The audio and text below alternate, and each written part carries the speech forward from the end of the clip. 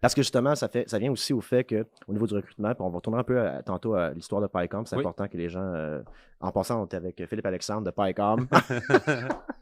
Podcast, je vais commencer, puis c'est pas grave. Mais il faut que tu garantisses un lifestyle aujourd'hui. Ouais, comme absolument. Les gens, surtout la génération Z, puis même, moi, j'étais un vieux milléniaux, puis même moi, là, comme avant que j'aille dans un environnement de travail qui ne m'intéresse pas, le salaire peut être le double qu'est-ce que je fais en ce moment si je dors pas bien, puis ça me stresse.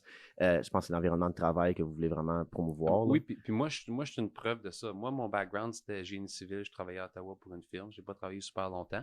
Mais tu sais, la vraie job que j'ai eu après ça, c'était à PyCom. Okay. Je suis parti pour 1 an ou 2, je suis revenu, puis c'est vraiment le lifestyle. C'est le lifestyle, c'est, je pense, un peu l'expérience de travail. Tu sais, tu travailles dans un environnement qui est valorisant, mais tu travailles sur du stuff qui est le fun puis qui est important. Oui. Parce que ce qu'on fait à PyCom, on peut en parler un peu plus tard, mais si tu le fais pas, il y a des clients qui n'auront pas, disons, leur appareil mobile, ils ne pourront pas l'utiliser. Il y a des clients qui t'appellent en panique parce qu'ils ont besoin de support. Puis je pense que c'est cet environnement dynamique-là, c'est-à-dire que c'est super intense quand tu es au travail, avec le fait que c'est de 8h30 à 4h30, qui fait que tu peux avoir du plaisir, travailler avec une équipe dynamique, dans une atmosphère qui est souvent bilingue, mais tu peux aussi à 4h30, 5h, un peu tourner la clé et dire « I'm done », profiter de la vie familiale, etc. Puis je ne veux pas non plus comme au niveau de... Est-ce que chez PyCom, Goodly, et j'en passe, est-ce que on parle souvent du purpose. Oui. OK. Puis je pense que c'est la question au niveau de l'employabilité, présentement, c'est passion versus purpose. Puis il faut que les gens arrêtent de penser qu'on est passionné par notre travail. Oui. But it's fun to go to work with a purpose. Quand tes patrons t'impliquent dans la big picture. Oui. Quand tu viens de dire, là, quand tu fais ta job et les clients qui n'ont pas ça, ça veut dire que ton équipe paye le prix. Comme... Fait que c'est un peu genre, le travail d'équipe, c'est vraiment quand il y a un vrai purpose. Je pense que faut que l'organisation ait une purpose, comme il faut que l'organisation existe pour résoudre un problème quelque part. Ouais. Okay? Est-ce que le problème est facile à définir? Pas toujours, mais tu le sens s'il y a un problème. Comme est-ce que tu es en train de vendre quelque chose à quelqu'un qui ne le veut pas? Ou est-ce que tu es en train de donner un service, une solution à quelqu'un qui en a besoin? Okay? Fait que souvent, je pense que n'importe qui travaille à PyCom peut voir que le client, il en a besoin. L'autre chose, c'est l'environnement de travail. Right? Veux pas, les gens avec qui tu travailles à chaque jour, ça fait une extrêmement grosse différence sur comment tu prends cette passion-là, puis tu décides de la vivre à tous les jours. Parce que tu pourrais travailler pour un organisme qui est fantastique, qui essaie de sauver le monde du point de vue environnement, etc., etc. Social, mais si tu es dans une équipe où l'atmosphère est néfaste, tu ne vas pas ressentir que tu fais du bien. Fait que je pense que c'est ces deux choses-là. Puis je pense que c'est aussi la croissance personnelle. Okay. C'est de pouvoir dire que oui, je me joins à cette entreprise-là, puis je commence dans ce rôle-ci. Mais je sais que cette entreprise-là, PyCom, Goodly, etc., va me donner les outils pour grandir comme personne, pour que moi, je puisse devenir encore meilleur que ce que je fais, que ce que je suis présentement. Puis les choses que je vais faire, si je travaille plus fort, disons qu'il y a une soirée que c'est plus tard que 4h30, mais je décide de le faire, puis je le fais sachant que moi, j'apprends, l'entreprise bénéficie, mais ultimement, les clients de cette entreprise-là ont des problèmes qui sont résolus à cause de cet effort-là. Puis je pense que c'est un peu ces trois éléments-là qui assurent le succès de PyCom et Goodly jusqu'à ce jour. Et là, on va aller à la question qui tue. J'ai été lire sur le site web de PyCom. Oui. Je me considère un gars rusé. Oui. J'ai pas tout compris exactement ce que vous faites. Puis là, ça va être le fun, puis tu vas faire un peu l'arborescence de tout ça, right? Oui. Donc, on sent que par PyCom, c'est la brand qu'on voit Alfred. Oui. PyCom, c'est né de où? De quel? Tu parlais de solutions pour des clients. C'est qu'est-ce que vous faites exactement comme solution? Regarde, je vais te donner le high level. Je vais essayer de décrire un peu l'arbre qui est PyCom. T'as du temps en masse. Vas-y. Fait que, la première chose qu'on voit quand on voit Alfred, ou pas la première chose, mais quand on est environ dans le milieu, quand la zone de 80 commence, si on part de Hawkesbury, on voit l'entrepôt avec le PyCom. Ça, c'était vraiment le premier gros emplacement de PyCom à Alfred.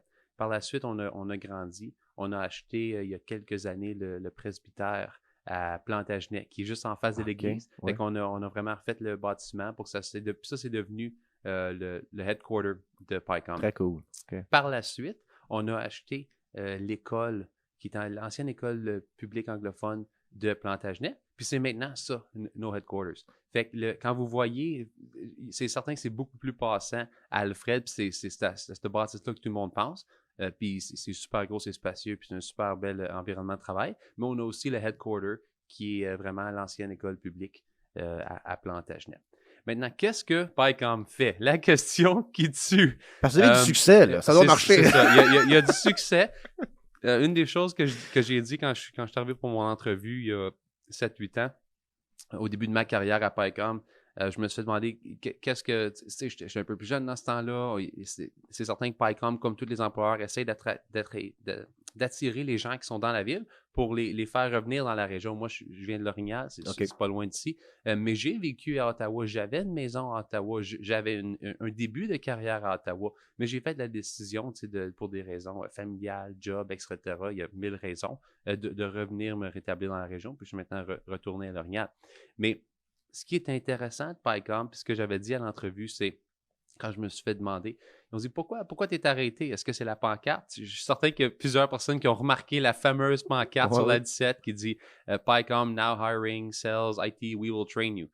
Au début, c'était vraiment ça. On veut des gens, on va vous entraîner. Puis ça fait quoi, 7-8 ans? La pénurie de main-d'œuvre est beaucoup plus intense maintenant qu'elle l'était. Absolument. Mais ce que j'avais répondu à la question de pourquoi j'ai arrêté, pourquoi je suis venu faire une entrevue, c'était parce que à chaque jour ou à chaque semaine, à chaque mois que je passais, il y avait de plus en plus de taux dans le stationnement. Il se passe de quoi là? Il se passe de quoi ici? Je pense que n'importe qui a vu le presbytère à Plantagenet, qui a vu l'école, peuvent constater la même chose, malgré le fait qu'il y a quand même une grosse portion de notre staff qui travaille à distance. On a encore beaucoup de véhicules dans le stationnement.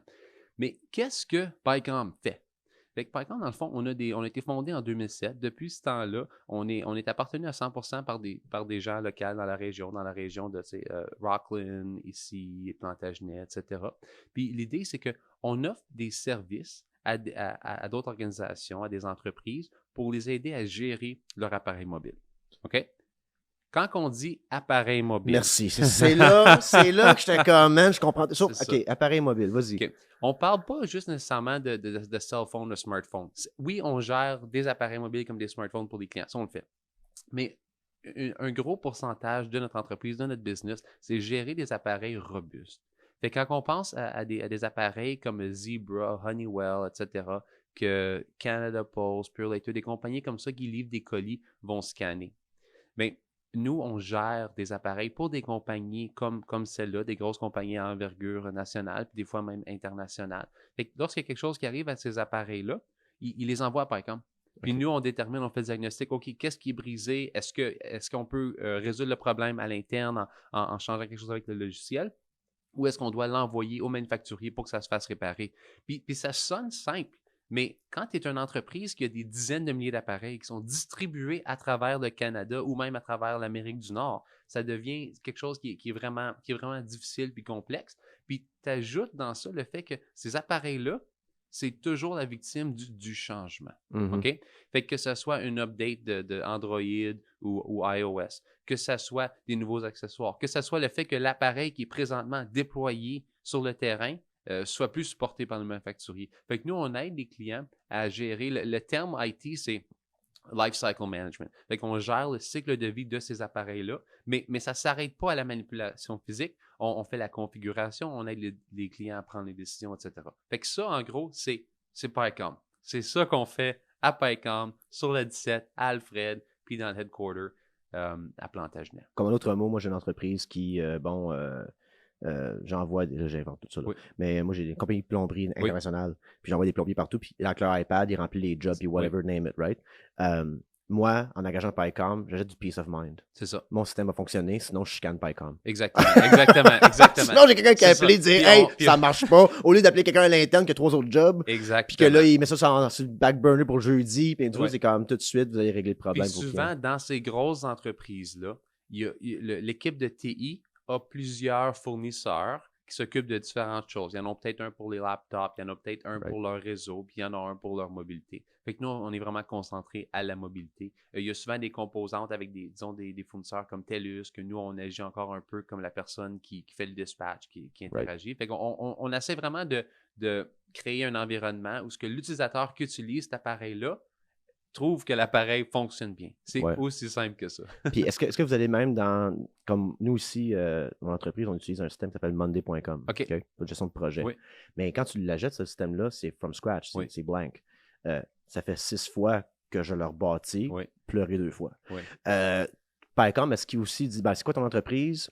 C'est quoi ton livrable envers tes clients? Voici le plan de match pour l'entrée de données. Excuse mon langage, mais tu sais, shit in, shit out, right? Tu veux pas mettre des mauvaises données, puis ça donne des mauvaises données out there, puis tu sais, des fois, il y a des systèmes qu'on avait essayé dans le temps que le fournisseur disait, fais tricher. Je dis, mais non, je veux pas tricher dans le système que je suis en train de bâtir. Je veux pas tricher vers une solution qui est fixe. Est-ce que Paycom fait aussi ça, genre, qui comprennent un peu l'abstrait du client? Tu sais, c'est dans les airs, comme moi, je veux à cette heure que mes plombiers, là, mais tu sais, qui rendent sa job là comme ça. Est-ce que vous aidez aussi au niveau. Plus ou moins. Oui, dans certains cas, non dans d'autres. Ce qui est important avec Paycom, c'est de dire, OK, on va avoir cette conversation avec le client, puis on va comprendre ses requis, on va comprendre ses besoins d'affaires. Ça ne veut pas toujours dire qu'on va pouvoir trouver une solution, mais on va pouvoir dire, OK, ce qu'on offre, ça rencontre ces exigences-ci. Voici des partenaires qu'on a qui peuvent vous aider à rentrer ces exigences. Un des gros côtés de la business qu'on est en train de développer, puis ça touche vraiment à ce que tu dis, c'est que les entreprises, pour gérer leur appareil mobile, utilisent souvent quelque chose qui s'appelle un MDM. OK? Fait que c'est un logiciel qui est dans le cloud qui va se connecter à des applications, qui ont une application dans le fond sur le téléphone cellulaire qui permet de wiper l'appareil à distance, de sécuriser, créer un kiosque. Fait que quand tu vas dans un magasin puis tu vois que l'iPad ou StockCube, il y a juste une application qui est disponible, il y aurait ce MDM-là de configurer dessus. OK. Fait que lorsqu'un client a besoin d'un MDM, là, dans ce cas-là, oui, on va faire la configuration, on va gérer l'ajout d'utilisateur, on va gérer les configurations, etc. Fait que dans ce contexte-là, oui, tu pourrais dire que Monday, si le client aurait un MDM qui s'appelait Monday, on pourrait le gérer pour eux, mais sinon, on a vraiment un grand réseau de partenaires qu'on connaît à travers Canada, Amérique du Nord, puis on les introduit pour aider à régler la situation. Mais la partie physique, c'est nous à 100%. Parce que vous permettez un peu à l'entreprise que sa spécialité, c'est la plomberie, de ne pas trop se casser la tête avec ce système-là. Fait que c'est comme genre de one-stop solution. J'ai aimé que tu dises qu'on a d'autres fournisseurs. Ouais. Puis ça devient le fun pour tes clients, I guess, que de dire, quand tu appelles Paycom, ils trouvent une solution, même si c'est pas eux autres. C'est exactement. Puis ça, c'est une force pour tout le monde en ce moment, parce que quand je dis quand je pense aux employeurs, tout ça, ainsi de suite, on veut toujours une solution. Mm-hmm. Puis pourquoi qu'il y a une pénurie de main-d'œuvre aussi, je soupçonne, c'est qu'il y a bien des jeunes, peu importe qui, là, mais qui disent, attends une minute, là, je peux vendre des solutions moi aussi. Je suis un designer, quelque chose. Point de travailler en agence pour être designer. Tu as 6 clients, tu fais le même salaire qu'en agence, tu as une solution pour 6 clients. Les clients et moi-même, mon entreprise, je cherche tout le temps des solutions clés en main parce que c'est là que tu fais plus d'argent, right? Tu ne te casses pas la tête pendant 6 mois à bâtir un NDM à l'interne. Tu sais, veut dire, puis tu finis par le faire, puis tu ne vends même pas ça dans la vie. Tu sais, ça donne rien comme, tu sais. Fait que toi, tu t'appelles Paycom, puis comme vous savez tellement votre modèle que vous pouvez comprendre le livrable du client et ensuite trouver la solution pour. Exactement. Mais notre focus, ce qui est intéressant de cette conversation, c'est que notre focus, c'est vraiment des grosses compagnies qui ont un besoin parce qu'ils ont plusieurs emplacements au Canada, etc. Puis nous autres, on devient comme un peu leur inventaire centralisé, leur logistique centralisée. Ce qui est intéressant avec Goodly, qui vient de partir le 1er septembre, ça fait quelques jours. Fait que c'est pour ça que on avait repoussé un peu le podcast. Pour parler de Goodly, pour le faire. J'ai le droit de parler de Goodly. Fait que moi je suis un peu parti de Paycom, mais j'ai encore un pied chez Paycom. Puis je me concentre sur Goodly. Goodly, c'est un startup. On va faire Elspark qui est à Ottawa, mais on est basé à 100% à Plantagenet. Puis on fait l'incubateur pour essayer d'avoir plus de funding, etc., pour grossir vraiment notre plateforme. Ce que la plateforme va permettre de faire, puisqu'elle va commencer bientôt, c'est qu'elle fait un peu ce que Paycom fait, mais la partie logicielle, pour les entreprises qui n'ont pas nécessairement besoin d'outsourcer complètement leur support, puis qui ont peut-être quelqu'un à l'interne qui gère une centaine, 2, 3, 4, 500 appareils mobiles, mais qui veut un meilleur outil pour gérer leur inventaire, pour que quand quelque chose brise, ils puissent l'envoyer au manufacturier puis faire la garantie, mais de manière automatisée. C'est certain que il y a plein de systèmes qui existent, etc. Mais nous, on se concentre présentement dans la mobilité avec l'intention un peu de sauter par-dessus le problème que tu as mentionné avec Monday. Notre but, c'est d'offrir une plateforme qui est spécifique dans ce qu'elle fait. Fait que le IT ne pourra pas l'utiliser pour tout faire, ce qu'ils veulent. Mais pour ce pourquoi on le design, ça va être extrêmement facile de le configurer. Fait que tu n'auras pas le problème de reconfigurer 6 fois pleurer 2 fois et pas encore être satisfait du résultat. Exactement. Mais ça, c'est intéressant. Fait que Goodly, en autre mot, ça va être une genre de plateforme qui permettrait, moi, à ce moment-là, de, comme tu disais, gérer l'inventaire. Je n'avais pas pensé à ça. Tu sais, tu as comme 300 laptops qui se promènent. Il y a un employé qui a lâché sa job. Il est où le laptop? Là? Fait que vous avez tout. Vous devenez comme un genre de hub pour les entreprises-là. C'est ça. Vous allez permettre aussi d'une façon de rendre des entreprises qui ne pensaient pas avoir besoin, mais que pour eux autres, c'est un peu un pipe dream de données technologiques, tu sais, comme la charge de travail par rapport à ça, figuring it out. You guys already figured it out and you tailor-made. C'est ça. Puis les prochaines versions, ça va aller plus que juste, disons, la gestion de l'inventaire puis la gestion de la maintenance. Ça va dire, OK, toi, tu as 10 iPhone 7. Ça fait 1 an que tu aurais dû les remplacer. On recommande que tu les remplaces par des iPhone 11 ou 12. Si tu veux considérer quelque chose de refurbished, voici les options. Si tu veux aller dans le neuf, voici ce qu'on recommande. C'est certain que la création de Goodly va aussi promouvoir la croissance de PyCom comme un service provider, mais on est 2 compagnies distinctes. Fait qu'au début, c'est certain que les liens vont être assez serrés. On est 2 compagnies basées dans la région, mais il y a des choses que PyCom ne pourra pas offrir. Puis il y a des choses que PyCom connaît déjà des partenaires. Mais ce n'est pas toujours simple de dire à quelqu'un qui vient à PyCom ou qui commence une conversation puis qui dit « Hey, j'ai vraiment besoin de ton service, mais j'ai juste 110 appareils. » On se trouve dans une situation où on est « OK, on a bâti beaucoup de processus, on pourrait t'aider, mais peut-être que le prix pour qu'on t'aide ne vaudrait pas la peine, mais on comprend que tu as un problème puis on voudrait le résoudre. » Fait que c'est là que Goodly rentre, puis c'est un peu comme un stepping stone. C'est pour dire, OK, toi, tu es organisé, tu as un problème, puis tu fais la décision consciente de trouver une solution. Il faut respecter ça dans le marché. Fait que notre idée, c'est de dire, OK, même si tu es une compagnie qui n'est peut-être pas assez grande encore, on t'offre une solution, on va améliorer en manière continue cette solution-là, puis d'ici quelques mois ou quelques années, on va vraiment pouvoir agir en termes de, même si c'est un logiciel, le logiciel va pouvoir agir comme un advisor pour ces entreprises-là qui ont des besoins spécifiques. Puis, veux pas, c'est quand même un funnel de vente pour PyCom éventuellement, parce que Goodly, vous investissez dans Goodly offre des services à des entreprises qui sont peut-être pas au niveau de PyCom, au niveau du service qu'ils ont besoin, mais si cette compagnie-là grandit, ils vont donner le transfert à PyCom, parce qu'il est too big now for the software. Exactement. Puis, au début, on commence vraiment la conversation en disant, OK, PyCom peut offrir des services, mais la réalité, c'est qu'on va continuer à parler à d'autres compagnies qui font des choses similaires que PyCom fait, mais différents. Puis on va dire, OK, mais peut-être que toi aussi, tu vas être dans le network Goodly. Fait que c'est pour ça un peu que j'ai mentionné l'incubateur à Ottawa qu'on fait avec Goodly, qui est vraiment, qu'on structure vraiment comme une startup. L'idée, c'est de dire, on veut que le logiciel grandisse aussi rapidement que possible, mais on a besoin d'avoir aussi des tentacules un peu pour que Goodly forme ses propres relations dans l'industrie. Fait que c'est pour ça vraiment qu'on a un peu divisé les deux. Puis je suis super excité de voir là, qu'est-ce qui va arriver. Absolument, parce que c'est plate quand comme dans mon domaine qui est le marketing vidéo, tout ça, à un moment donné, je ne sais pas si tu le savais, il y a une pénurie de main-d'œuvre. Oui, et je suis très content d'avoir Mathieu à la régie aujourd'hui. Donc, quit, baby. Mais c'est difficile de grandir. Donc là, mes prix augmentaient parce que mon temps, j'ai moins de temps. Donc là, je vais faire plus d'argent parce que je suis plus occupé.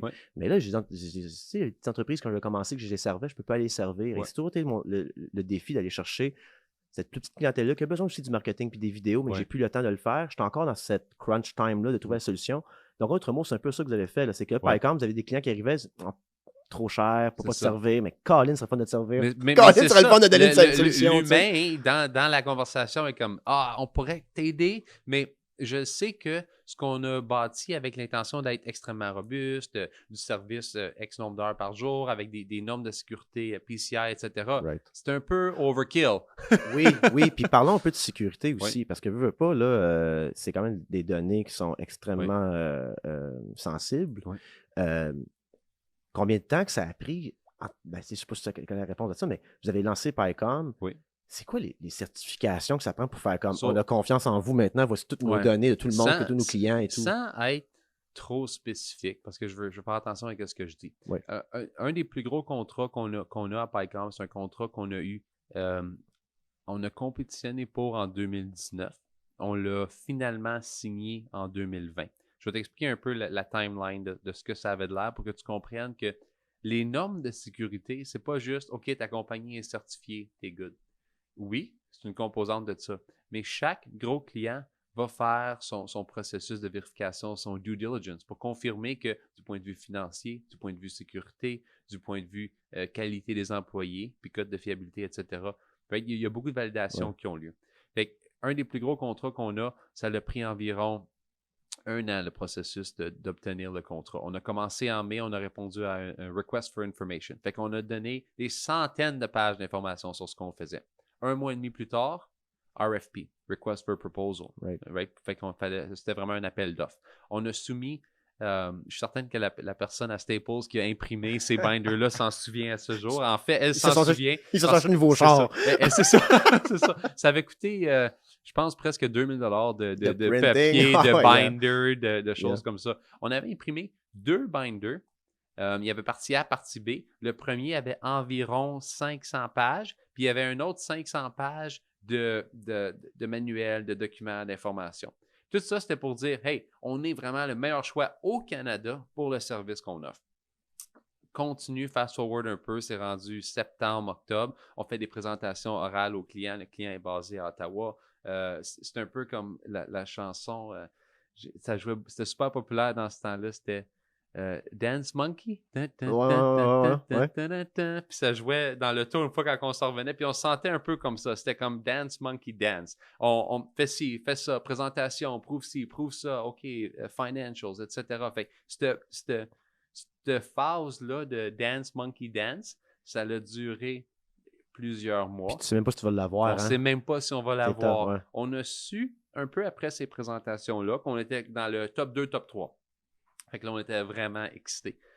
J'étais à Montréal pour une présentation avec Samsung qu'on faisait à Montréal. Puis, on a eu un appel. Son nom, c'était Kyle, je pense. Puis, il travaillait au procurement pour ce client-là. Il nous appelle, puis il dit « Allô? Oui? J'ai de l'information par rapport au contrat que vous avez soumissionné pour, etc., etc. » Puis ça sonnait vraiment comme Mossad, là. On était comme non. Here comes the bad news. Ouais. Puis là, il dit encore d'une voix très monotone you guys won. Vous avez emporté. On était extrêmement contents. J'ai même des photos dans l'auto comme on instantanément l'appel. Party time, c'est ça. Mais ça voulait aussi dire le début d'une phase de négociation extrêmement longue. Fait on a signé le contrat le 22 avril, je pense, 2020. Fait que ça, c'était environ 1 an après le Request for Information, qui était en mai 2019. Mais ça a été 4 à 5 mois de négociation. Puis pour finaliser la chose. Ouais. Puis la raison pourquoi que c'est pertinent, cette information-là que je te donne, la question que tu m'as posée, presque toutes les négociations, c'était plus point de vue financier, point de vue contenu de ce qu'on offre, c'était tout sur des normes de sécurité. Okay. Fait que c'était pour dire les applications, le MDM, ce qu'on va être responsable de livrer, va adhérer à ça. Puis oui, c'est possible de tout faire, mais on a un certain timeline qu'on peut le faire. C'était environ 3-4 mois pour livrer, disons, l'expertise pour une certaine partie du service. Puis il faut quelqu'un qui paye pour ces certifications-là. Fait que c'était un peu de négociation, mais à ce jour, on a une vidéo de ce client-là qu'on a reçu il y a quelques semaines qui dit PyCom has provided operational excellence to the service they deliver. Fait qu'ils sont extrêmement contents ce jour. Puis là qu'on l'a fait, c'est facile de dire à tout le monde on est secure, puis ça. Mais pendant l'année et demie, le 2 ans qu'on a passé à travers du bid puis la période de transition, c'était intense. Puis ce bid-là que vous avez gagné, est-ce que ça a changé l'entreprise comme bord en bord au niveau de pouvoir la growth et tout ça par la suite? Oui, je dirais que ça l'a mené à une poussée de croissance d'un pourcentage au moins 30-40% du point de vue personnel. Qui est énorme. Ouais. Puis non seulement ça non plus, c'est que vu que tu as tout fait le travail pour ce bid-là, le travail est fait. Là. Oui, exactement. C'est pas le même genre de client par la suite. C'est ça. Avec ce qui était fait à ce moment-là. C'est une des raisons pourquoi je parlais tantôt du MDM as a service, la gestion des MDM. Mais c'est un peu grâce à ça qu'on a été capable de mettre en place une formule qui est intéressante cette fois-ci encore une fois, comme Goodly, on l'a créé, c'est pour gérer l'inventaire pour des entreprises qui sont moins énormes. C'est un peu la même chose avec MDM as a service.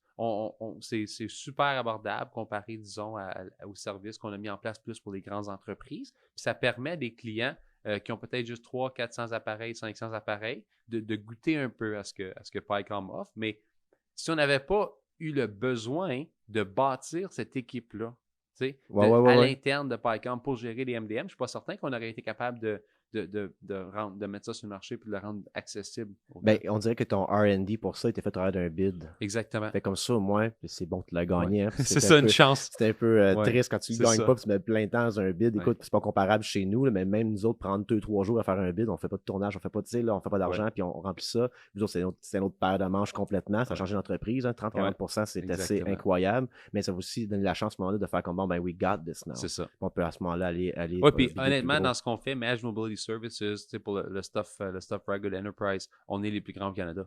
Il n'y a pas personne qui arrive à la hauteur du point de vue, le nombre d'appareils mobiles qu'on gère pour des créer entreprises que Paycom. Fait que c'est super. Ça change complètement la dynamique puis la game. Puis tu sais, sinon, on parlait un peu tantôt de recrutement, tout ça. Je suis un peu curieux de quel genre de candidat, parce que vous êtes tellement spécifique, mais tu sais, non seulement, on peut aller dans la même philosophie qu'en ayant gagné votre bid, maintenant bider des plus grosses entreprises, des plus gros projets, mais juste avoir Paycom dans la région et Goodly, ça peut inspirer d'autres entreprises de la sorte de technologie à venir s'installer ici. Parce que juste avant le podcast, c'était dans le podcast, on ne sait plus, on a parlé, fait que c'était dans le podcast déjà, mais on va peut-être revenir à ça, on dit souvent qu'on est bien situé entre Montréal et Ottawa, mais quel meilleur job de vivre en campagne, tu as le centre urbain, tu as la campagne, tout ça, tu es placé entre Montréal et Ottawa pour la fin de semaine, tu veux aller sortir, peu importe, mais c'est des jobs qui sont spécifiques, qui sont à jour dans de qu'est-ce qu'on fait, tout ce qui est high-tech, tout ce qui est à distance, tout ce qui est cloud. Fait que c'est quand même le fun qu'on a une compagnie comme Paycom, que vous avez le succès que vous avez eu.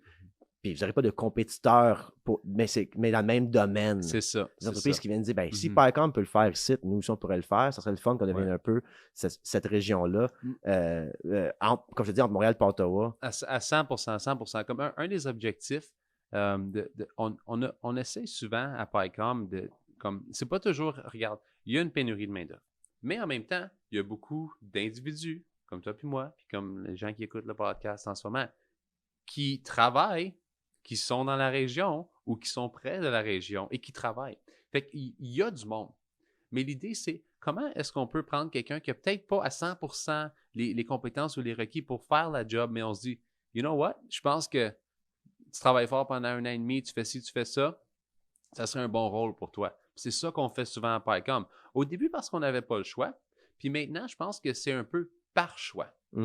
Parce qu'on a vu que la loyauté puis l'engagement de ces gens-là, ça fait tellement une grosse différence. On vient d'avoir le 15e anniversaire de Paycom. C'était un gros party dehors à Plantagenet. C'était le 2 week-ends passés. Puis c'était vraiment comme une grosse famille. Il y avait 100, 200 personnes là. Puis ça ne filait pas comme un party corporatif. On est resté raisonnable, etc. Mais il y avait vraiment le sentiment d'appartenance. Puis tous les gens qui travaillaient remote ont eu l'option de, même s'ils ne sont pas physiquement basés, disons, à Prescott Russell, ils ont eu l'option de voyagement était payé pour venir. Fait qu'ils ont resté soit au motel 1967. OK, cool. Puis ils ont fait partie vraiment de la fête. Puis ça, c'est le fun parce que par exemple, on a quelqu'un qui était un nouvel arrivant au Canada. Il venait du Brésil. Sa femme étudiait dans la région de Vancouver. Fait qu'on l'a embauché, puis il a commencé à travailler à distance. Mais quand c'est venu le temps de décider, OK, il reste au Canada, il décide, en tant que famille, de s'établir au Canada. Mais un grand facteur dans leur décision de déménager dans l'Est puis de revenir dans notre région, c'était le fait qu'il y avait cette opportunité-là d'interagir en personne une fois de temps en temps avec ses collègues à Paycom. Absolument. Puis tu sais, on parlait de recrutement tantôt, vous êtes tellement niche comme service. Puis comme, tu sais, j'étais sur le site web, puis je m'explique c'est quoi des mobiles à place ou peu importe. C'est sûr, certain que vous ne devrez pas avoir des trentaines de CV du monde qui sont parfaitement pour la job. Tu sais, c'est quasiment impossible. Non. Toi, tu cherches quelqu'un qui est intéressé à apprendre. On cherche quelqu'un qui est intéressé à apprendre, qui aime la technologie. Ça, Cool, c'est important parce que sinon, la personne n'aimera pas sa job. Non, Fait que il n'y a exactement, pas de point. Puis il y a différents jobs. Comme il y a des jobs que tu es technicien, tu manipules les appareils. Il y a des jobs que tu supportes ces appareils-là, puis c'est plus par courriel, téléphone. Fait qu'il y a vraiment différentes opportunités. Puis la plupart des gens qui sont gestionnaires à l'interne, comme moi, j'étais président de PyCom, je suis CEO de Goodly. Puis ma première job à PyCom, il y a 7-8 ans, j'étais vendeur. Fait que ça dépend vraiment de l'effort que les gens y mettent. Ça s'applique à chacune des positions dans l'organisation. Pour revenir à ta question, ça prend quelqu'un qui a l'intérêt, ça prend quelqu'un qui est prêt à travailler fort, puis ça prend quelqu'un qui est positif. OK? Un des plus grands facteurs de succès qu'on a réalisé vraiment au courant des dernières années, c'est PyCom. Sans dire que c'est une famille parce que, tu sais... On a des familles. On a des familles. C'est bon, ça essaie d'être une famille à l'extérieur d'une famille, mais ce que ça fait une famille, c'est que ça s'entraide, ça se supporte. Ouais. Ça veut dire que quelqu'un qui est technicien, si à 2 heures, il a fini la job qu'il est supposé faire, ce qu'on s'attend, c'est qu'il y a une conversation avec le reste du monde et qu'il dise « OK, où est-ce que je peux aider? » Who needs help? Et c'est ça. Right. C'est comme ça qu'on est capable d'offrir des jobs qui sont compétitifs dans le marché.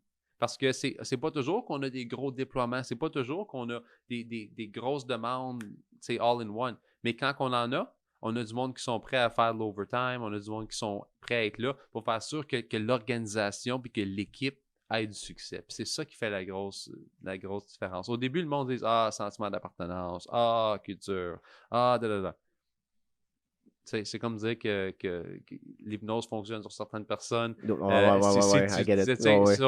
Mais l'idée, c'est que si tu viens avec une attitude puis tu veux même pas faire partie de la famille, ben, ça va peut-être pas marcher. Mais si tu viens avec des yeux ouverts, tu es prêt à travailler fort, c'est là que le succès se présente. Tu sais, je disais sur Silicon Valley, tu sais, ça fait un bout que ça existe. Oui. Puis là, ils sont en train de voir comment qui engage tout ça. Oui. Puis ils parlent bien gros de emotional intelligence. Mm-hmm.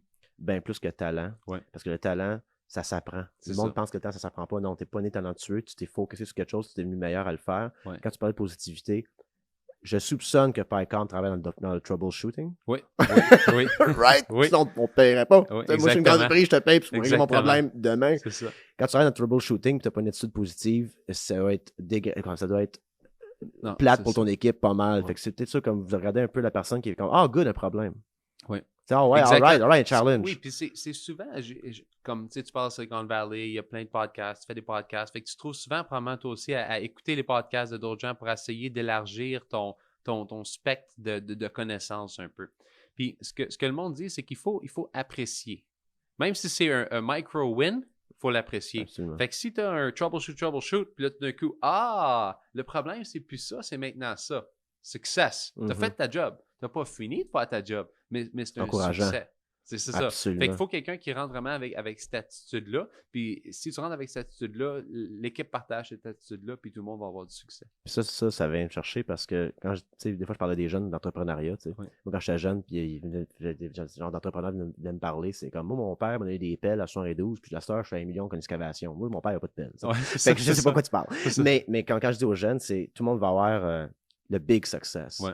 C'est small victories qui t'amènent au grand succès à ce moment-là. Puis vous, en tant qu'équipe, c'est bon de valoriser les petits succès. Puis ça t'encourage à continuer à pousser parce qu'après le premier succès, tu as d'autres défis, d'autres moments plus tough, mais tu sais que tu as un succès pas longtemps, puis de l'apprécier, puis de le célébrer pour justement se rendre finalement qu'est-ce que le problème est réglé à ce moment-là. Goodly, quand ça a été lancé, on parle encore d'employabilité. Est-ce qu'il y a eu des migrations d'employés à Goodly directement au sein de PyCom et comment que pas exactement, parce que c'est quand même confidentiel sûrement, mais comment qu'on s'assoit en équipe et dire, bon, qui traverse l'autre bord pour le nouveau projet? Je vais être honnête, c'était simple avec Goodly. Parce que Goodly, c'est une compagnie software, logiciel. Right. Okay? Goodly ne touche pas vraiment l'appareil physique, c'est PyCom qui fait ça. Fait que est-ce que c'est dans des industries adjacentes qui se connectent? Absolument. Mais l'offre au marché n'est pas la même. Qu'est-ce que ça prend pour faire un logiciel? Des programmeurs. Oui, OK. On avait... c'est ça. Question on the spot. Fait qu'on on a une équipe de programmation. On a essentiellement un vraiment senior qui est un peu comme un consultant, mais il est avec l'équipe depuis un bon bout de temps. Cette personne-là, à qui on fait vraiment confiance, dirige ou est responsable pour 8 développeurs, puis 2 2 QA, fait que des gens qui s'occupent vraiment de la qualité du produit. Right. Fait que cette équipe-là, OK, cette dizaine de personnes-là ont été directes. En fait, c'est 1 plus 9 total qui fait 10 total, incluant la personne senior dont je te parlais. Ces personnes-là ont été migrées, disons, à Goodly. Du point de vue travail, oui, le nom de l'employeur change, mais pour eux, c'est la seule chose qui change. Toutes les ententes qui étaient déjà là au préalable avec PyCom restent la même chose. Les gens maintiennent même leur ancienneté à PyCom, etc. Okay. Fait que c'est quelque chose qui est quand même smooth de ce côté-là. C'est certain qu'avec tout changement, il y a le mot changement. Puis c'est un peu un changement que il n'y a pas personne qui a levé sa main dans cette équipe-là et qui a dit « Hey, je veux travailler pour une startup. » Fait que jusqu'à ce jour, ça fait exactement 7 jours ou 6 jours ou 8 jours qu'on est officiellement une entité distincte. Fait que je dirais que ça va bien. Est-ce qu'il va y avoir des périodes d'adaptation? Oui, c'est certain. Ça fait partie de n'importe quel changement. Mais je pense qu'il n'y a pas eu trop de gray zone. Okay. C'était black and white. Ça, c'est la nouvelle équipe de Goodly.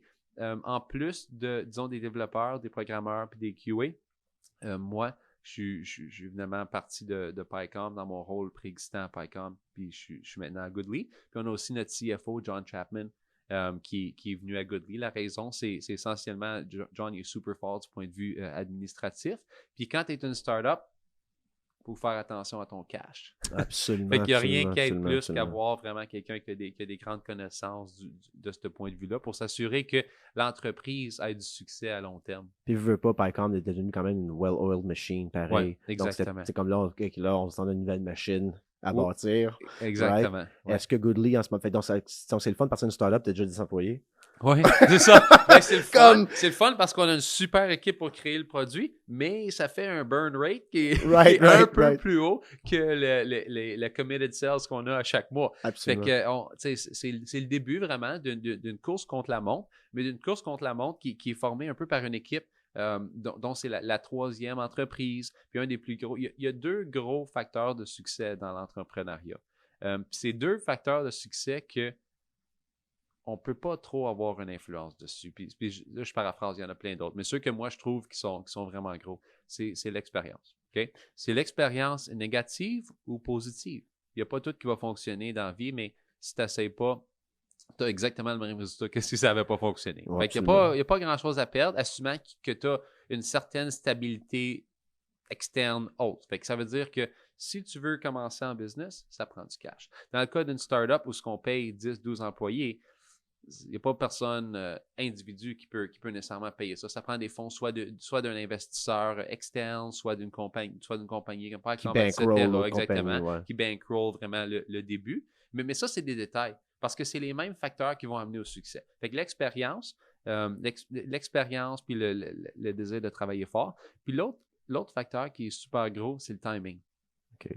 Puis le timing, c'est j'ai lu une étude récemment qui disait que environ 42% des compagnies qui se sont fait poser la question, puis d'analystes qui ont regardé les compagnies, ont déduit que le facteur qui a eu le plus gros influence sur la réussite ou le failure, de l'entreprise était le timing. Okay? Fait qu'il faut résoudre un problème, mais il faut résoudre un problème que le monde a en ce moment, puis qui sont soit prêts à résoudre ou qui peuvent se faire convaincre d'être prêts à le résoudre avec un peu d'explication. Fait que l'idée ici, c'est que le mobile s'agrandit super rapidement. Entre 2020 puis 2026, il y a le marché de la mobilité et du support de la mobilité au sein des entreprises grandit d'entre 20 et 26% par année, dépendant de quelle étude on regarde. Fait que, du point de vue timing, je pense que on est assez sécuritaire. C'est sûr que l'exécution va être importante. La gestion du cash va être importante, mais c'est pour ça qu'on a John. C'est pour ça qu'on a une équipe de 10 développeurs /QA. Puis, est-ce que la pandémie a fait un boom d'affaires pour vous, vu que c'est la mobilité à distance, tout ça? Est-ce que ça fait du sens ce que je dis? Oui. Je dirais, en théorie, 100% de raison. La réalité, avec ce que j'avais parlé du gros client qu'on a vraiment embarqué et qu'on a onboardé en plein milieu de la pandémie, c'est ce que ça l'a fait. Ça l'a introduit des défis de plus. Okay? Une des choses qu'il fallait faire la première année qu'on avait le service, c'est faire un hardware refresh. Fait qu'il y avait, disons, j'avais pris l'exemple des iPhone 7, mais eux, il y avait environ 2500 iPhone 7 qui étaient utilisés par les utilisateurs. Il fallait que ça se fasse remplacer par des plus récents iPhones. Dans le passé, ça se faisait toujours au bureau. Right. Ils ont plusieurs, disons, headquarters régionales, puis ça se faisait là. No more. Avec PyCom, en même temps qu'on a pris le service, ça se faisait plus. Fait qu'il a fallu vraiment offrir une solution à ça. Fait qu'on a fini par devoir envoyer les téléphones à chaque personne individuellement à leur domicile. Soit à leur domicile ou à une adresse qu'eux désignent comme l'adresse où ils veulent recevoir l'appareil. Puis cette distinction-là, ça sonne innocent, extrêmement important du point de vue personal information, privacy, etc. Yeah, sure. Parce que c'est pas tout le monde qui est confortable, tu sais, d'avoir les choses livrées chez eux, etc. Fait que on a résolu ce problème-là. Ça a fait partie vraiment de la transition de quand on a commencé le projet. Puis je pense we earned a lot of respect du client en faisant ces modifications-là à la dernière minute pour pouvoir vraiment rencontrer leurs besoins qu'ils ne savaient même pas qu'ils allaient avoir quand ils ont fait la soumission, quand ils ont fait l'appel d'offres pour nos soumissions. Ça avait comme été plus proactif par rapport à tout ça. Fait que je dirais, oui, en général, je mentirais si je dirais qu'on n'a pas eu un peu de growth à cause de la pandémie, mais la réalité, c'est que le travail qu'on faisait était maintenant apprécié à 150%. Parce que ces entreprises-là, qui ont de la difficulté à amener leur employé en personne des fois, où il y a des normes qui changent, etc. Puis c'est vraiment des gros bureaux où un cas peut fermer tous les bureaux. Mais ils se trouvaient à dépendre d'un partenaire externe, dans ce cas-ci PyCom. Puis PyCom, ayant plusieurs emplacements, on est redondant. On est capable vraiment d'offrir un service, même s'il y a un peu des imprévus. Fait que ça le value beaucoup, beaucoup pour nos clients au courant de la pandémie. Parlez de toi un peu. Oui. Génie civil. Oui. De où, là? Je comprends que tu as vu Charlotte Parking. Ouais. Tu as vu Charlotte Parking. J'ai vu Charlotte Parking. I get it, là, mais comme tu as fait, alright, mettons, c'est les manches, moi, je me saute là-dedans. Quand tu es arrivé chez PyCom, puis tu as vu qu'est-ce qu'ils faisaient, tout ça, tu étais en vente, qu'est-ce qui t'a vraiment allumé de l'entreprise? J'avais quitté ma job un peu avant de choisir d'aller travailler à PyCom, mais je me cherchais quelque chose qui allait... Je me cherchais quelque chose auquel je pensais que j'allais pouvoir avoir, disons, une influence, un impact. Right, okay? Purpose. Un purpose, c'est ça. Puis quand j'ai vu PyCom qui grandit rapidement, c'était Alfred, 15 minutes de L'Orignal, ma ville natale. Il n'y a pas 47 de start-up ou compagnies en technologie dans la région. Il y en a plusieurs qui ont certains domaines d'expertise. Des fois, c'est tech, mais c'est pas tech. C'est un penchant technologique, un penchant logiciel. Mais je pense que ça, combiné avec où ce que j'étais, je me sentais comme si, oui, j'étais à l'université, j'ai fait ce que je devais, j'ai obtenu mon diplôme, mais ça, c'est une logique que j'ai pas encore accomplie à ce jour, mais en construction, tu travailles fort l'été, puis tu travailles pas fort l'hiver. Moi, mon rêve, c'était de profiter de l'été. Ouais, parce qu'on n'a rien qu'une au Canada, puis pas longue. Au Canada. Fait que ça, c'était un facteur de peut-être 5%. À ce jour, je dirais, je profite définitivement plus des étés que si c'était en construction, mais je veux dire, on travaille fort à travers les différentes saisons parce que chaque client a des différents besoins. Mais moi c'était vraiment ça. C'était le sentiment de pouvoir dire, hey, le fait que moi, je décide de travailler à PyCom ou que PyCom décide d'embaucher des gens dans la région, je trouve juste que ça a un impact. Ça fait une différence que cette compagnie-là existe. Puis je trouve qu'en ville, des fois, il y a tellement de compagnies que tu travailles pour une, pour l'autre, le bâtiment soit ici ou là. Il n'y a pas peut-être autant d'impact, mais ça, c'est une affaire de perception. Tu sais, tu as mentionné, c'est peut-être la nouvelle génération qui pense comme ça. Mais je peux dire que quand j'avais commencé Day One, j'avais pris un salary cut for sure. Okay. C'est certain qu'en vente, tu peux faire beaucoup d'argent qu'après tu as des ventes. Fait qu'une fois que les ventes ont pick-up, c'était correct, mais c'était pas une décision qui était drivée par le bénéfice finance, pas du tout. Pas du tout. C'était vraiment drivé par quand tu te lèves le matin puis que tu vas travailler, est-ce que tu es au moins neutre ou excité ou est-ce que tu es moins que neutre? Puis c'est certain qu'on va tous avoir des moments où on est fatigué, il y a des facteurs externes dans notre famille, etc., qui ont une influence. Mais si tu mets tout ça en neutre puis tu te sens bien, est-ce que ta job ajoute à ta vie ou est-ce qu'elle en enlève? Puis je pense que il y a beaucoup de monde en ce moment qui se pose cette question-là. Hein? Puis est-ce que tu vois un impact aussi de ton travail? Puis je pense qu'à PyCom, quand tu disais que vous célébrez les petits succès, ça fait du bien. Quand ta job, c'est quelque chose qu'on fait tout le temps, la même affaire, tout le temps, on s'attend juste à ça, puis c'est pas une victoire, c'est la job. Mais là, chez PyCom, c'est comme nouveau contrat. Tu parlais du contrat, ça fait comme 4 ans à avoir. Là. Exactement. Ben, c'est des high-fives, mais c'est solide qui arrivent à la fin. Oui, c'est des high-fives solides, mais je dirais, peu importe la job, il va y avoir des choses de redondantes, des choses qui se répètent. Mais si tu le fais avec quelqu'un que tu considères un peu ton ami, drette là, 10% de plus. Mais juste le fait, tu sais, que tu es dans une entreprise comme PyCom, là, je parle pas de toi, je parle de nos employés qui est rentré plus tard, mettons, OK? On n'a pas de nom, mais on connaît. Ouais. Mais on parle de Clark. Ah ouais, c'est ça. Oui, Clark, le beau roux. Mais tu sais, t'arrives à une job, puis là, bang, après 2 ans, il y a un Goodly qui apparaît, il y a une nouvelle équipe qui grandit, comme ça, c'est encourageant ta barnouche de te dire, hey, where am I gonna be in 3 years? C'est ça. Puis ça, c'est pour beaucoup de gens de ma génération et plus jeunes. On veut pas savoir, on va être dans 20 ans. Tu sais, mon père disait, tu pognes une job, tu payes tes taxes, puis à 25 ans, tu prends ta retraite. Moi, j'étais comme, ça me fait très peur, ça. J'ai eu 30 jobs à ma vingtaine, moi. Mais je pense que pour les jeunes, c'est de dire, OK, ben regarde, it's a safe place. C'est ça. Because it's growing. La culture d'entreprise, elle est fun. Je me sens utile. Comme tu dis, des jobs redondantes, of course, on offre un service. Mais quand tu vois l'entreprise grandir comme ça, se modifier, acheter un nouveau building, s'installer, it gets exciting. Tu sais, les changements sont excitants, puis là, tu participes un peu à toutes les victoires de tout le monde. Fait que je pense qu'il y a une belle culture chez vous pour ça. Je pense que c'est vrai ce que tu dis.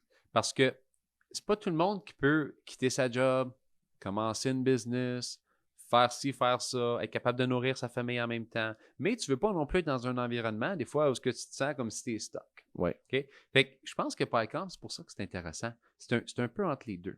Oui, tu te fais payer. Oui, la compagnie est solide. Oui, ta job, des fois, elle est fun. Des fois, c'est redondant. Mais ton opportunité personnelle de croître, l'opportunité de l'entreprise de croître. C'est encore super gros. Tu sais, on est 73, 75 à PyCom, disons, après le chiffre de 10-12 personnes. Mais il y a encore de la place pour que PyCom grandisse, ait plus de contrats, etc. Puis c'est vrai aussi pour Goodly. Fait que faire partie de cette croissance-là d'entreprise, pour le monde qui travaille fort, qui a une belle attitude, puis qui veulent faire partie de l'équipe, ça peut juste avoir des points bénéfiques. Puis tu sais, c'est sûr certain que c'était hyper stratégique, vraiment smart d'avoir pris des gens de PyCom pour Goodly, là, on s'entend. Mais mis à part ces bénéfices-là, le fait que moi, je travaille chez PyCom puis je joue une partie de l'équipe cette année chez Goodly, ça fait comme, OK, ça bouge, c'est. Tu sais, ça bouge. C'est pas mon tour ce fois-ci, mais qu'est-ce qu'ils vont faire, ces gars-là? Tu sais, ces gens-là, dans pas long, là. What's next? Non, we don't know and it's exciting. Il y a quelque chose que j'ai pas parlé tellement encore, mais il y a quelques années, PyCom avait fait une autre compagnie, un autre spin-off qui s'appelait ShipTrack. Fait que ShipTrack est devenu sa compagnie à part entière. Elle a été vendue à une autre compagnie. Fait que c'est un peu vraiment une success story. PyCom en tant que tel est aussi une success story. Puis l'idée, c'est de faire un autre success story avec Goodly. Puis on crée un réseau d'individus, de gens qui travaillent fort, qui ont vraiment les mêmes priorités. Puis oui, en ce moment, quelqu'un travaille pour Goodly, en ce moment, quelqu'un travaille pour PyCom. Mais l'idée, c'est qu'on crée tout ensemble, on crée un peu une pool de ressources high-tech dans la région. On crée des compétences qui étaient peut-être pas là avant, exactement, de ressources humaines intenses. Puis je pense qu'on arrive proche du point que, au fur et à mesure que ça va continuer à grandir, mais il va y avoir des entreprises adjacentes qui vont pouvoir exister dans cet écosystème-là. Absolument. Puis tu sais, comme je disais tantôt, on parle souvent qu'on est bien situé, mais tu sais, ces entreprises comme PyCom là, qui engagent des gens avec des jobs qui sont spécifiques, qu'on traîne les gens, que c'est vraiment un service très niche. C'est le genre de job que les gens vont déménager dans la région pour aller, dont M. Brésilien là, qui est venu. C'est un bel exemple. Pas né du Brésil non plus, venu de Montréal. Là. Mais tu sais, c'est un peu loin, mais tu veux dire, comme les gens vont pouvoir s'installer ici.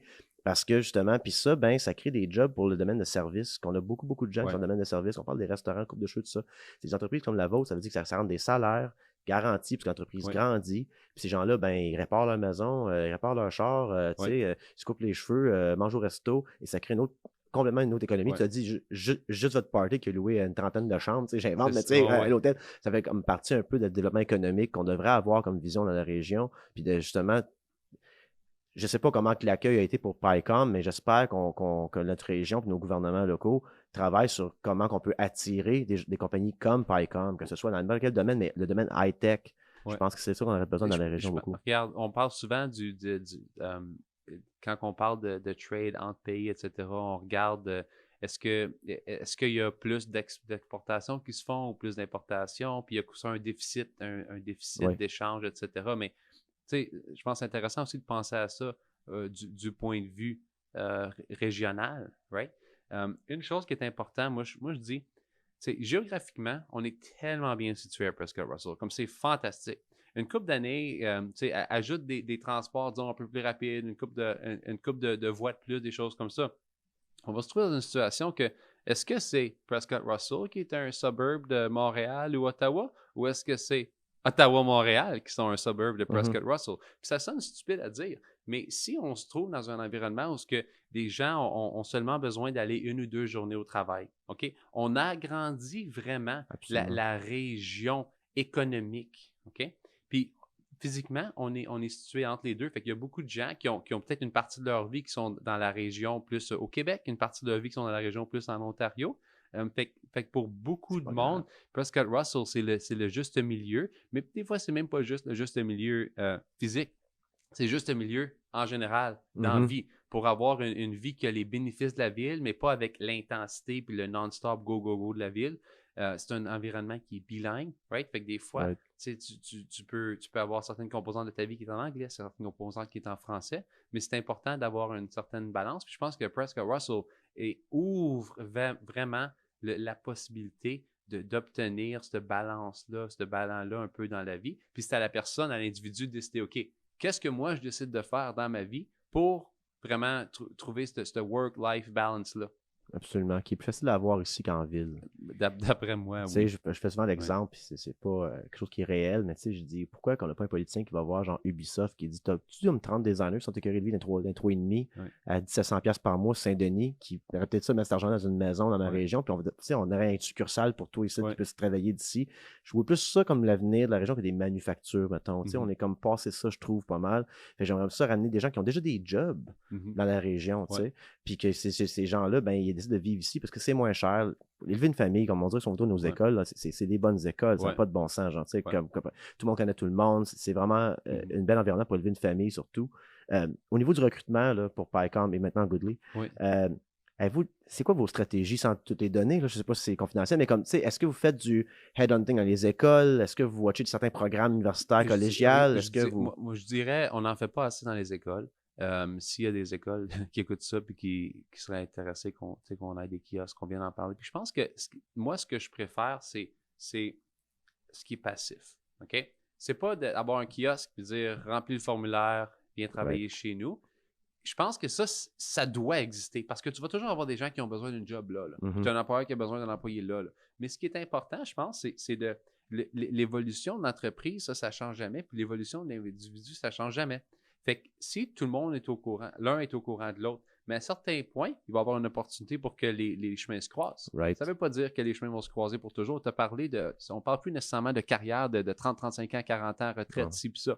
C'est plus nécessairement la réalité. Mais en 5 ans, on peut en faire des choses. Absolument. En 7 ans, on peut en faire des choses. Puis comme PyCom, en 15 ans, on peut en faire des choses. Fait que je dirais nos stratégies, c'est un peu standard, des posts en ligne. C'est certain qu'on travaille avec les organismes régionaux pour vraiment aider les gens à se trouver des emplois. Ce que je pense qu'on devrait faire plus, c'est vraiment interagir avec les jeunes dans les écoles. On l'a fait un peu avec des choses comme le HoloLens de Microsoft. On a fait des démonstrations en technologie. Puis on a eu des étudiants, des étudiantes coop, Camille par exemple, qui sont venus à cause de ça. Ils se souvenaient qu'un des propriétaires de l'entreprise était venu dans sa classe à un certain point, fait une démonstration, puis c'était excitant. Fait que je pense qu'on devrait définitivement faire plus pour ça. Puis je pense que, en gros, ce qu'on devrait faire, c'est démontrer aux gens peut-être parce qu'il y a beaucoup de monde qui sont dans le milieu. Hein? Tu ne veux pas te partir de ta propre business, mais tu ne veux pas nécessairement t'asseoir à ton bureau puis juste regarder ton bureau ou travailler fort, mais pas trop sentir comme si ce que tu fait une différence dans ta communauté, région, etc. Peu importe ce qui est important pour toi.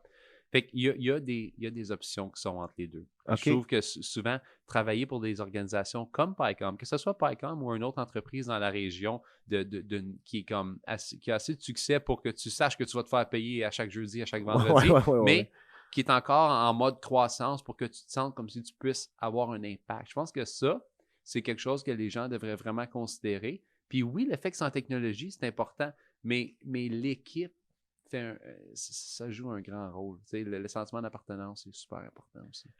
Tu parlais un peu de lunettes Microsoft. Là, Ouais. Vu que vous faites des appareils mobiles, est-ce que vous devez être comme avant-gardiste sur la prochaine bébite que peut-être qu'un client voudra avoir 500 000 items de tout ça, finalement tout le monde a des lunettes d'en face puis ils scannent avec leur Google. Non mais tu sais, on est quasiment... On le fait. On n'est pas à 20 ans de tout ça. Avec beaucoup des manufacturiers, dans le fond, on a des démos un peu plus tôt. Microsoft, pas tellement, mais Samsung, okay. on est vraiment fort là-dessus. Fait que ça dépend des manufacturiers, mais c'est certain que notre but, c'est toujours être one step ahead. Du client, c'est ça, one step ahead. Ça ne veut pas dire que des fois, on ne se trompe pas, mais on veut pas avoir une conversation avec un client qui parle de quelque chose en mobilité, puis nous, on est comme OK, là, on est sur Teams, on essaie de trouver la réponse. Tu préfères déranger un client en disant, je sais que ta flotte d'appareils mobiles, c'est déjà fait, mais je te dis ça de même, dans 2 ans, c'est le new thing. Exactement. Puis au moins, ton client est comme au courant, puis j'ai une compagnie de solutions proactive. Ouais. Même si tu m'as dérangé, ils m'ont dit ton appel. J'ai fait, merci beaucoup, c'est bon, mais hey, ça arrive dans 1 an, je m'avais appelé. Oui, puis c'est ça. Le monde appelle ça thought leadership, comme industry knowledge, best practice, mais l'idée, c'est, mets-toi à la place du client, c'est quoi sa priorité au client? OK. Quand tu lui parles de ça, tu ne le déranges pas.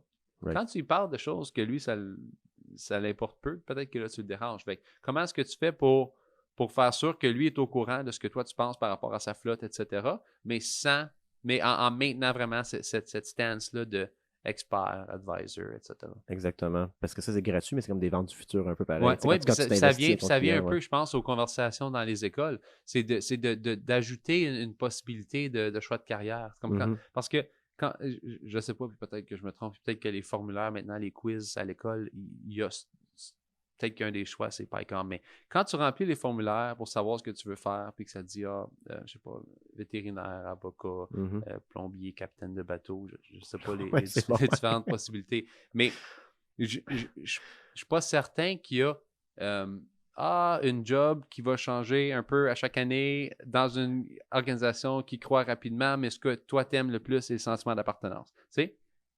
Je dis pas qu'on peut changer les formulaires pour que ça existe, mais quand c'est le temps de prendre une décision de ce qu'on veut faire pour le reste de sa vie, je pense que travailler fort, essayer quelque chose, tu te trompes pas. C'est quasiment le contraire à ça qui devrait être fait. Hein. Les formulaires, c'est plus choisir qu'est-ce que tu veux faire dans la vie, c'est qui que t'es. Ouais. Tu sais, comme comment tu interagis avec du troubleshooting. Moi, je fais de l'anxiété par rapport à ça. Je préfère travailler en silo. OK, il y a des jobs pour ces gens-là aussi. Là, tu sais, veux dire. Fait que ça serait plus intéressant qu'ils remplissent le formulaire comme t'es qui. Non, c'est puis on va te matcher avec l'entreprise après, au lieu de dire, j'aimerais ça faire ça dans la vie puis faire ça. Parce qu'on est rendu là un peu avec la pénurie de main-d'œuvre, justement. C'est plus important que les entreprises connaissent les gens que les gens connaissent les entreprises quasiment aujourd'hui. 100%. Puis je pense que le concept apprenticeship, tu sais, où ce que les gens ont des mentors jeunes, puis que ça leur permet de développer un peu ce qu'ils aimeraient faire pour les carrières. Il y a ça beaucoup dans les métiers, mais il y a juste ça dans les métiers qui sont clairement définis, as far as I know. C'est certain qu'il y a des programmes coop qui existent, mais je pense qu'il faudrait, je sais pas, travailler sur l'évolution de la perception des programmes coop pour que ça soit vraiment une option qui est valorisée, puis qui dise, OK, avant de commencer tout ça, ou pas nécessairement avant de faire l'université, avant de faire le collège ou au lieu d'une dernière année, mais peut-être que c'est quelque chose que le monde font en plus du 40 heures de bénévolat. Il faut que tu fasses au moins 27 heures de coop dans une compagnie qui est à au moins 30 km de ton high school. Je ne sais pas ça serait quoi le critère, mais quelque chose qui expose les gens à des choses vraiment variées. Parce qu'on est tous limités à ce qu'on connaît, à notre famille, à notre réseau d'amis, etc. Mais si on veut que ça soit fair pour tout le monde, je pense qu'il faut essayer de permettre aux tentacules de différentes organisations, organismes, etc., de s'entrelacer un peu. Parce que, tu sais, le problème avec les stages, des fois, c'est qu'on arrive, mettons, c'est comme tu disais, les 40 heures de bénévolat, 27 heures. En tout cas, je m'avance pour vous autres, là. Mais, tu sais, le jeune qui rentre, là, il est mieux de s'asseoir sur tous les meetings possibles que de faire l'entrée de données. Là. Exactement. On s'était correct. Ouais. C'est sur TikTok, tu fais ton vidéo, là, we're good to go. 100%. Mais s'asseoir sur des meetings, écouter le monde parler, comme ça, catcher la game. Après le meeting, tu vas voir ton mentor dans les... Qu'est-ce qu'il disait, lui, de mon appareil mobile? C'est ça. Non, mais... là, tu commences à catcher la game, puis comme, absolument. Puis Et puis, non, j'adore l'idée, tu sais, t'as 25 heures, tu mets 5 heures un peu partout. C'est ça. Puis là, t'as des 5 heures de meeting un peu partout, là, différentes affaires qui t'intéresseraient. C'est ça. Puis t'as juste des jeunes assis sur des meetings, pas confidentiels, une raison, là, mais que ça soit là. Ou peut-être qu'il y en a deux qui sont confidentiels, puis l'idée, c'est, regarde, t'as pas le droit de parler de ça. Tu peux signer un NDA. Exact, signer un NDA. Non, mais c'est ça, puis c'est de dire, regarde, puis souvent, c'est des choses qui sont confidentielles, mais l'idée, c'est que le compétiteur de l'autre personne ne soit pas au courant. Fait que c'est assez spécifique, t'as pas le droit de dire ça à ces gens-là. C'est une super bonne idée parce que justement, les stages, quand j'étais jeune, j'étais encore jeune, mais plus jeune que ça, c'était tout le temps genre, voici les tâches que tu ferais si tu serais ici. Non, les jeunes need to be see the big picture. Ouais. Imagine un jeune de 18 ans qui rentre chez vous, puis il a le gros meeting qu'un client, il parle pas, il prend des notes, là, mais qui est comme, OK, c'est ça que vous faites. Ouais. Je viens de catcher à la game. OK, un autre meeting après ça, par rapport à ce meeting-là avec l'autre équipe. Ouais. OK, c'est le même que ça marche. Là. Puis ils se sentent plus impliqués, plus ils finissent ses études, puis ils comprennent un peu plus la game chez vous. Ce serait vraiment gagnant pour tout le monde dans la région de faire ça. Je pense que c'est. Oui, il faudrait quelque chose qui est. Peut-être que c'est même subventionné par la province, je sais pas, mais quelque chose qui le but, c'est de dire. T'as pas besoin de tout. Souvent, le monde pense faut trouver ce que tu aimes, faut trouver ta passion. Oui, idéalement. Puis si tu es un artiste, tu le sais depuis 7 ans, c'est quoi ta passion. Fantastique. Mais moi, je peux pas te dire qu'à 7 ans, je savais que les cellulaires, c'était ma passion. Dans ce temps-là, je sais pas c'était quoi les cellulaires, mais c'était pas quelque chose que le monde était bien passionné parce que c'était presque rien. Voilà, absolument, mais si tu peux dire, OK, fais ces 5 stages-là où on trouve un nom plus fun pour que le monde soit excité, puis tu dis, OK, ton but, c'est pas de se trouver ce que t'aimes, c'est de trouver trouve-moi 5 choses que t'aimes pas. Parce que c'est facile de dire, j'aime pas ça, j'aime pas ça, j'aime pas ça, j'aime pas ça. Prouve-moi que t'as essayé, prouve-moi que t'aimes pas ça. Right. Peut-être qu'il faut regarder à éliminer des choses, puis dire, OK, ben regarde, ça, c'est des choses que t'aimais pas, fait qu'on va assumer que ces autres choses-là, c'est des choses que peut-être t'aimerais. Je sais pas, faut essayer de trouver d'autres façons d'exposer les gens aux possibilités de la vie. Parce qu'une fois que tu es stock, des fois, c'est dur. C'est dur de voir où est-ce que tu peux t'en sortir à ce moment-là. Ouais. Puis non, jamais que ça dit par rapport aux passions, tu sais. On veut souvent pousser les métiers chez les jeunes, tu sais. Puis moi, j'aurais dû faire un métier. Moi, j'aurais dû être plombier à 18 ans, là, puis pendant que je faisais mon bac en Sciences Po, je ferais 65$ de l'heure, temps partiel, tu sais. J'ai pas catché à la game trop jeune. Mais il n'y a pas grand monde que c'est leur passion. T'aimes la pêche, t'aimes jouer d'une bande. Quel genre de job te permet de pas trop stresser, que tu te sens bien encadré, qu'il y a une bonne équipe autour de toi, que quand tu finis à 4h30, t'as ton garage, ta guitare électrique, tes chums qui jouent du drum. Ça prend ça, là. Ça prend, comme tu disais, c'est pas le lifestyle au niveau de la job, c'est la job qui te permet aussi d'avoir. Tu sais, moi, j'aime bien la chasse, oubliez-moi au mois de septembre. Tu sais, le mois de novembre, puis quand tu l'engages, comme, tu t'es à la chasse au mois de novembre. Puis c'est ouvrir, essayer d'ouvrir. Je pense que c'est essayer d'avoir des conversations qui sont juste normales. Avec les jeunes, ou même pas les jeunes, avec quelqu'un qui veut changer de carrière. Avoir une conversation, puis dire, OK, quand tu es chez vous le soir, là, qu'est-ce que tu fais? Puis tu disais, là, puis là, on m'a corrigé. Mais tu disais, moi, je savais pas comme les cellulaires, c'est pas mais toi, là, ta passion, c'est l'entrepreneuriat. Le cellulaire, c'est le byproduct de tout ça. Je pense que c'est le genre de gars que n'importe quelle autre entreprise serait en haute technologie, en mouvement, en solution client, tu aurais sauté là-dedans pareil. Là, je t'écoute parler. Non, mais ça donne que Paycom, t'as Alfred dans ta région, puis que c'est un bel addon dans ta vie, parce que tu avais lâché ta job, puis tu as fait comme. Mais c'est la vitesse aussi. Right. C'est l'entrepreneuriat, mais c'est la vitesse aussi. Okay. Parce que tu as beaucoup d'opportunités d'entrepreneuriat dans le génie civil aussi. Right, absolument. Mais c'était moins la cadence. Ben, c'est deux choses. Il faut que ça bouge vite. Puis, génie civil, ça ne bougeait pas tellement vite, mais il y a des exceptions. Comme j'ai des amis qui travaillaient sur des projets comme LRT. Ben, tellement ça n'a pas trop bien fini, mais ça a vraiment bien commencé. On a des amis, après. mais l'idée, c'est que leur projet, c'était vraiment cool. Leur chantier, c'était 10 fois plus cool que n'importe quoi que je faisais. Mais moi, c'était la vitesse. Ça, pour moi, c'était super. Parce que Paycom, you know what's next, but you don't know what's next. C'est ça. You don't know what's next. Right. Vite. Fait que comme dans 10 ans, tu peux même pas savoir qu'est-ce que tu vas faire exactement. Non. Mais ma question vient là, pour finir avec ça. Oui. Où est-ce que tu vois Paycom dans 10 ans?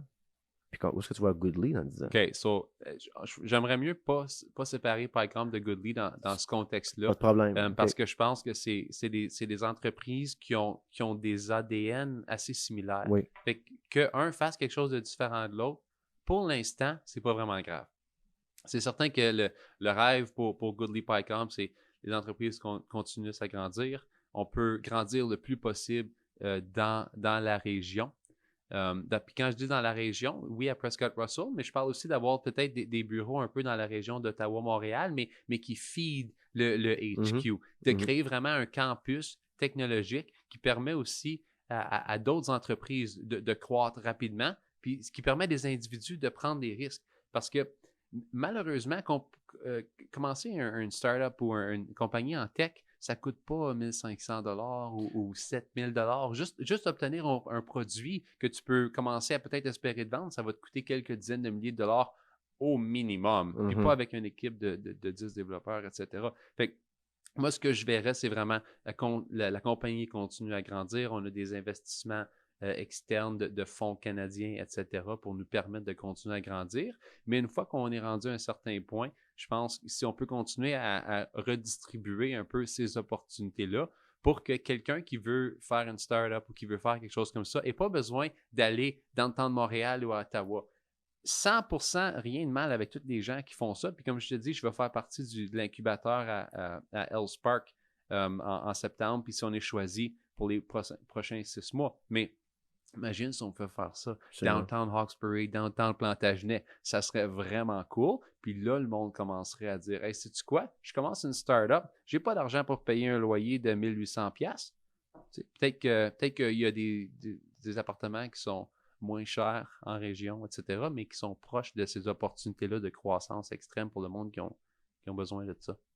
Philippe Alexandre, c'est un plaisir de te recevoir à Break Time. Super intéressant. Pareillement. On invite les gens à aller visiter le site web de PyCom. Une fois écouter le podcast, c'est beaucoup plus clair une fois que c'est pas tout à Philippe Alexandre. Puis on vous souhaite bonne chance à Goodly. C'est excitant tout ça. Ça devient un peu... écoute, je dis souvent ça. On pourrait être un Napa Valley de Montréal puis Ottawa. Oui. Agroalimentaire mixé avec le high-tech. Quel beau mariage. Oui. High-tech qui est zéro pollution, on s'entend. Il n'y a pas de... Puis ça serait juste le lifestyle du rural mélangé avec le high-tech. C'est vraiment gagnant. Puis vous êtes vraiment un fort là-dedans. Donc, on souhaite attirer, pas des compétiteurs, mais des compagnies qui vous ressemblent un peu. Des compétiteurs, non, mais c'est parce que quand tu arrives à ce stage-là, c'est national, international. Un compétiteur de plus dans la région, c'est pas la fin du monde. C'est excitant, on va aller plus vite. Mais je parle, c'est tellement une niche, votre affaire, mais t'en aurais bien gros. Je parle de côté high-tech, une nouvelle, tu sais, puis des bureaux, on peut mettre des gens là-dedans avec un gig seconde qui font des petites startups ensemble, qui parlent des apps, c'était là, puis qui faillit, puis qui se remontent. Et ça, c'est une chose qu'il faut juste continuer à agressivement faire. Je ne sais pas qui prend ces décisions-là, mais juste la meilleure Internet partout dans Prescott-Russell. Puis ça s'en vient. Comme il y a plusieurs personnes maintenant qui ont vraiment de l'accès beaucoup plus rapide qu'il y a 2 ans, 3 ans, mais je pense que c'est une priorité qu'il faut que n'importe qui se pose la question. Là, moi, je suis un feu de camp, j'ai vu Starlink dans le ciel. Je me dis que ça va. Ça s'en vient même pour le monde des boonies en région. Tu sais. Puis je pense qu'aussi au niveau des incubateurs, comme tu disais, je trouve ton appel vraiment génial de dire c'est une startup en high-tech, peu importe. Appelle PyCom, prends un café. 100%, comme appelez-moi, trouvez-moi sur LinkedIn, quelque chose comme ça. Honnêtement, 3/4 du temps, on va juste écouter l'idée, mais peut-être que faire partir de l'équipe d'une startup pendant 1 an ou 2, ça ne serait pas de la mauvaise expérience pour que cette personne-là, par la suite, puisse avoir la confiance de dire OK, là, je pars en my own. Tu sais, c'est quelque chose qui se peut, ça. Exact. Merci beaucoup. C'est apprécié. Merci. All right. Salut.